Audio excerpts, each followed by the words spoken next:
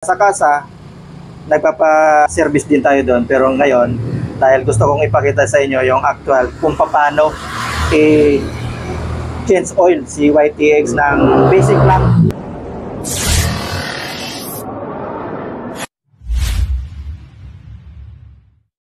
Good morning mga kabiyahe, andito tayo sa motor shop ng MJRA.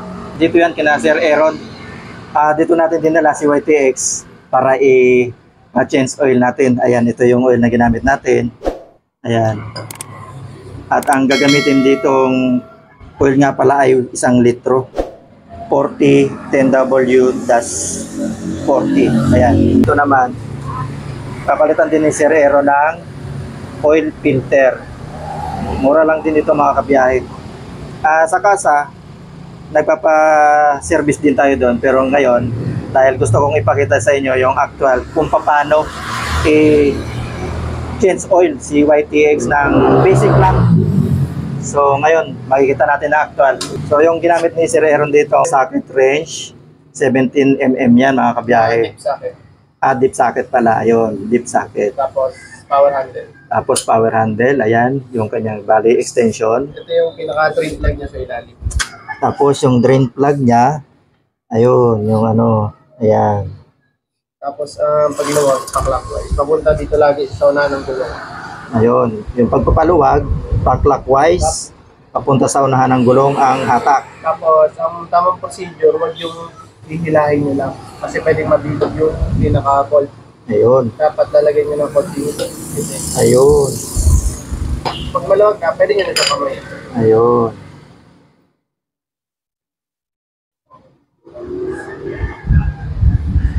So, ganun lang mga kabiyahe ang pagtanggal ng plug, ng oil plug natin. Tama ba pangalan niya? Drain plug.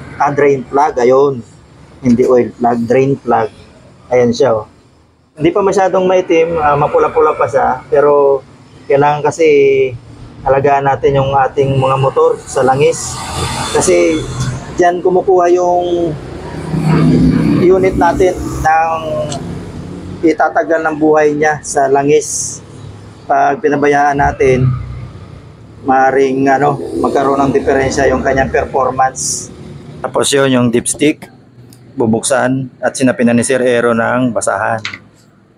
Para siguro hindi magasgasan yung dipstick. Ganyan ka alaga dito si Sir Aaron sa mga motor natin. Tapos pakiingatan na lang ito. O-ring. Kasi Ayun. wala katagas. Ayun, may o-ring din tayo dyan o gasket. At dito mga kabiyahe, ito tatanggalin din niya tumamaya. Dyan yan nilalagay yung ating oil filter. Ayan. Pagluwag niya, pakaliwa palagi. Ayun, ang pagluwag naman mga kabiyahe, pakaliwa. Ayan. At ang sukat ng kanyang tools na ginamit ay 8mm naman na naka T-range. Pero kung meron kayong yung mga socket or ano pa ba yon, yung bilog, anong tawag doon? Combination, pwede rin ba yon? Pwede. Pwede rin, pero ingat-ingat lang kasi baka ma-loose thread natin or mabilog yung mahirapan tayo. At saka yung isa pa palang technique mga kabiyahe, no? Bago yan binubuksan ng mga mekaniko o kagaya ni Sir Aaron, pinapalamig muna kasi galing tayo sa biyahe. Pinapalamig muna nila para siguro hindi ma-loose thread or masira yung thread nung ating ano man tawag niyan? Yung makina, yon. Ayan na. Nakita na natin yung oil filter, ayan. So, Mas lang po siya ng Kawasaki para ako. yung oil filter ng YTX mga kabiyahe ay parehas lang ng Kawasaki Barako pala. Sabi ni Sir Aaron. Pero yung ating ipapalit, ayun, genuine parts yun ng Yamaha. Ayun, kita naman, Yamaha ang brands niya. Mga kabiyahe, ganyan. Ganyan sila dito. Linilinis nila yung mga bawat detalye ng motor natin. Dahil ang pinunta natin dito, magpa-change oil. So, yung mga ginagalaw ni Sir Aaron, ayan, talagang linilinis niya. Sinisigurado niyang pag ilinagay yung isang pyesa ay malinis. Yan. So, goods na goods para sa ganitong mga shop. Kaya kahit hindi tayo pumunta ng kasa, sa mga ganitong maliliit na shop okay naman, lalo na kung trusted natin yung gumagawa ng mga mekaniko. Kagaya nga dito sa MJRA motorcycle, may mga parts sila dito.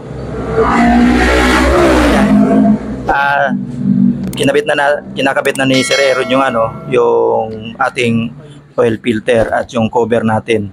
So yung oil filter natin mga kabiyahe, malaki rin ang tulong niyan sa ating makina kasi bago pala yan pumapasok doon sa cylinder head ay dumadaan muna sa oil filter natin. Kaya yung mga latak-latak o yung mga dumi na maliliit, siya ang nag-absorb, hindi makakarating sa cylinder head natin. Kaya kung tayo magpapa-change oil, wag natin i-compromise yung ating oil filter para proper yung ating pagpapa-change oil.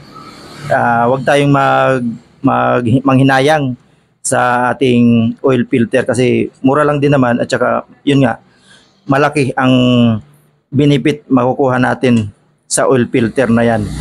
Dahil kung titipin na natin nga, pwedeng sasabihin natin na ngayon okay, pero darating ang panahon na magkakaroon ng problema yung ating cylinder head.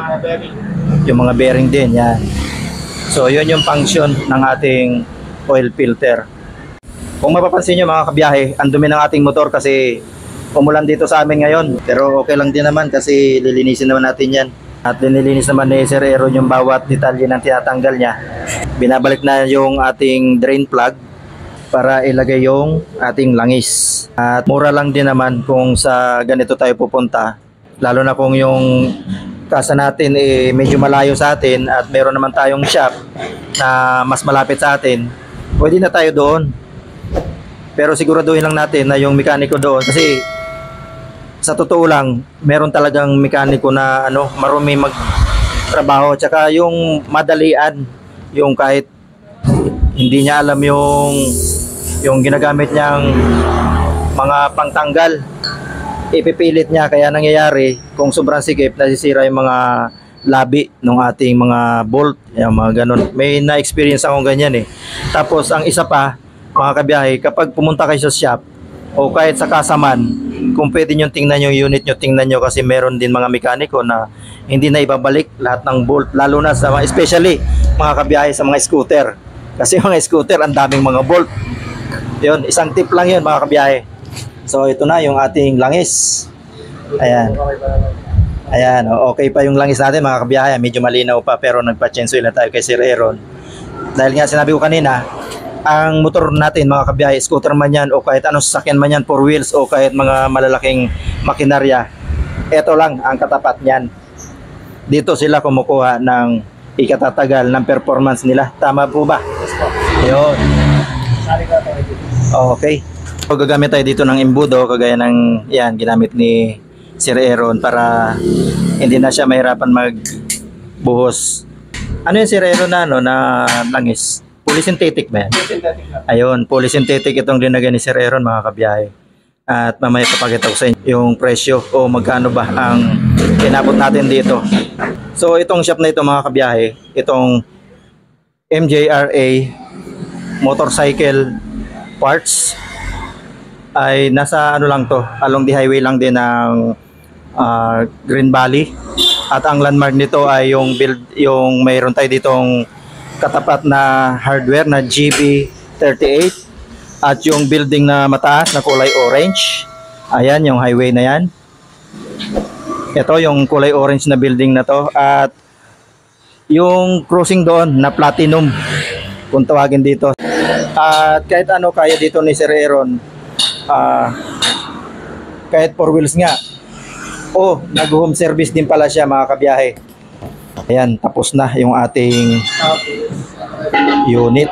Mga kabiyahe, pagkatapos pa lang i-change oil, huwag kang gagamit ng push start. Ang gagamitin ni Sir Aaron ay yung kick start. Ayan. Mga 5 beses siya para yun lang is mag-circulate muna. Saka natin i-on. Ayan. Okay na uli yung ating service. Pwede na uli siyang itakbo. Na refresh na naman yung kanyang makina, mga kabiyahe. So yun mga kabiyahe, okay na si YTX natin, napaservice na natin kay Sir Aaron. Ayan. At yung expenses pala natin mga kabiyahe sa ating pagsiservice, inabot po lamang ng 450 pesos. Ganun lang po kaliit ang babayaran natin. Yung labor ni Sir Aaron dito sa ganong service is 50 pesos lang mga kabiyahe. Yung ating oil filter, ayan, 50 pesos lang din. At yung ating langis na pinakita sa inyo kanina, fully synthetic yon, 350. So ang suma total, 450. So malinis pa yung pagkakagawa at gumamit tayo ng magandang langis. Genuine parts yung ikinabit na oil filter, pero ang binayaran natin is maliit lang. So ganun lang mga kabiyahe. At ito nga, inuulit ko, nabanggit ko kanina yung ating address at maglalagay tayo ng phone number ni Sir Aaron. Kasi siya, nabanggit niya ay tumatanggap din po siya ng home service. Kung kayo may sasakyan, 4 wheels man yan, o motorsiklo, no problem yan kay Sir Aaron. Kasi itong bata na ito, bata pa ito, kilalang kilala ko na to at nagtapos ito ng ganyang kurso sa pagmimekaniko. Hindi yung natuto lang sa experience or sa mga kaibigan. Ito po ay may diploma. Mga kabiyahe, bago pa tayo magtapos, ako po muna ay magpapasalamat kay Sir Aaron, ayan, at sa buong staff nila dito.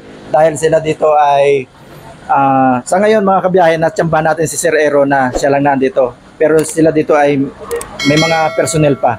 So okay na okay. Dahil siya lang nakita natin. Ayan, maraming salamat Sir Aaron. Shoutout sa inyo lahat. At sa iyo po, nanonood nito, maraming salamat din po sa pumapasok sa ating Mumunting Channel. Maraming salamat po. Especially, shoutout po kay Sir The Handyman. Ayan, number 1 fan ng Biyahe ni Frank. At kita-kita muli tayo mga kabiyahe. Biyahe ni Frank, God bless.